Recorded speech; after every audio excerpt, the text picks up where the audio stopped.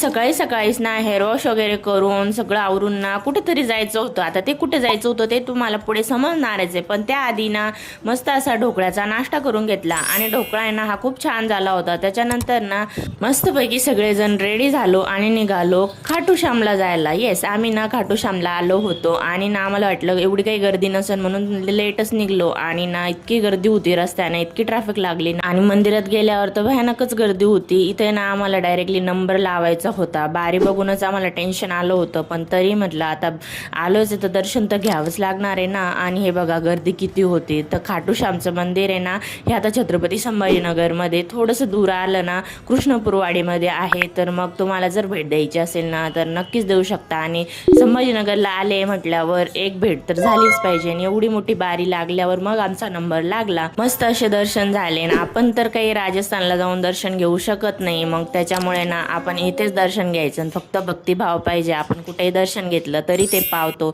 आणि ना राजस्थानला मूळ जे खाटूश्यामचं मंदिर आहे ना तेच इथं उभारणं चालू आहे. सेमच आहे मंदिराची रचना वगैरे. आणि ना 5000 स्क्वेअर फूटमध्ये हे बांधलेलं आहे. आणि इकडं छान असं तळं पण आहे थोडंसं दूर आल्यावर.